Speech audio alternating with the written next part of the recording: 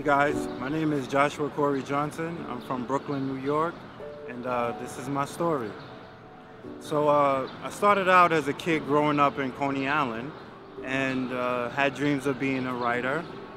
When I looked around, wasn't much writers around, more like, inner city stuff, sports, drug dealing, the hood. It's like, wasn't really my type of environment to really flourish and grow.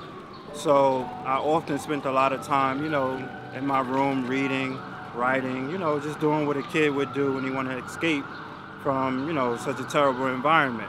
One day, my cousin came up to me and he was like, yo, you should go to Lincoln. And I'm like, okay, but why? He's like, everybody goes to Lincoln, they got a great basketball team and sports and stuff like that. I think you'll be good for that. So I was like, yeah. Not really, because, I had older brothers that went to Lincoln and they played ball, and, my cousins, Stephen Marbury and Sebastian Telfair. Like, it's just, ball was in my family. So it was kind of hard to escape it because everybody was like trying to edge you on to do that.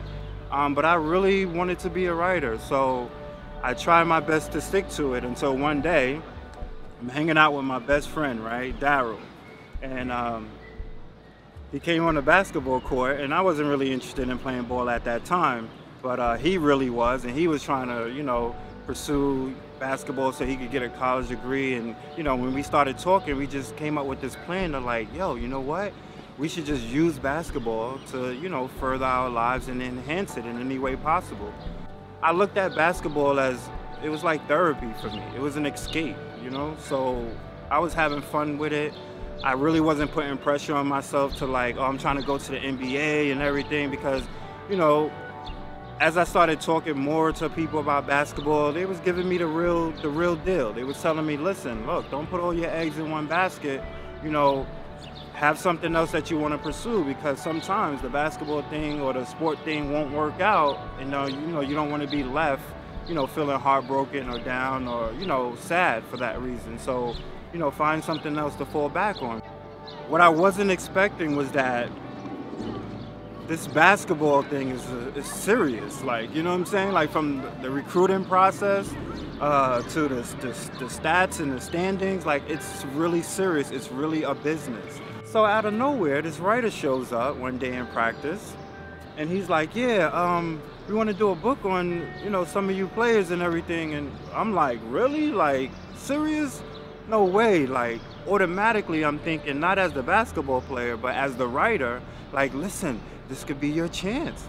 Like, stick to this guy, see what he's doing, and, let's see what can become of this. So I was just so excited. I took him around like my neighborhood, introduced him to people. He turned out to be a pretty cool guy, and because he was a writer, it was like the first time I was actually around another writer. And so for me, that was like huge, as a teenager, you're like, okay, I see my career going here, and okay, now I'm starting to meet the people that's already affiliated with it. Awesome.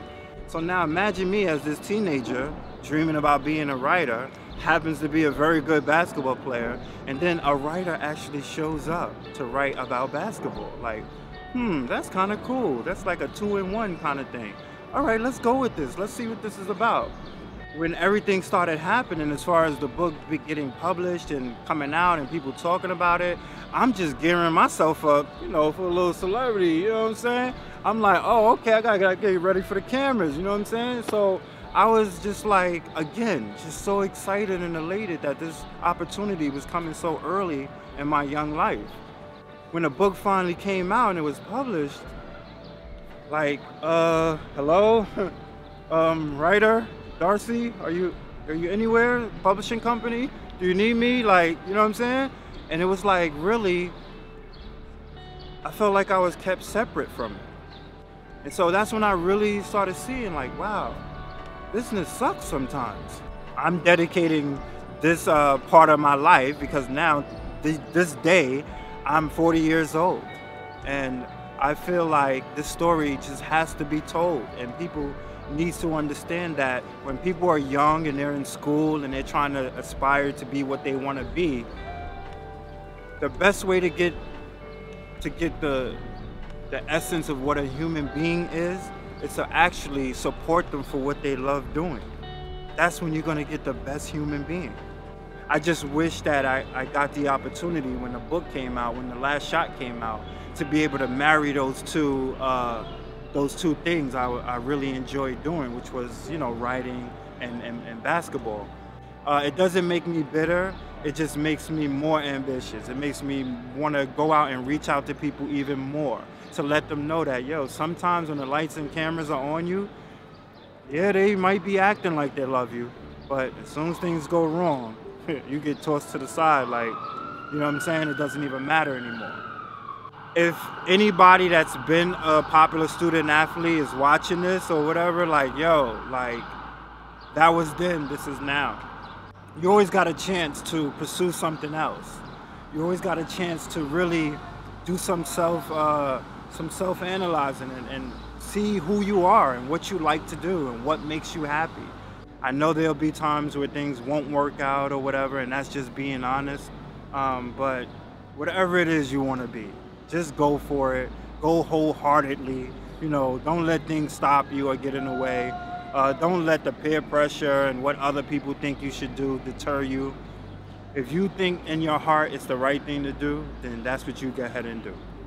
And this is my story, and, you know, it'll be great to hear yours.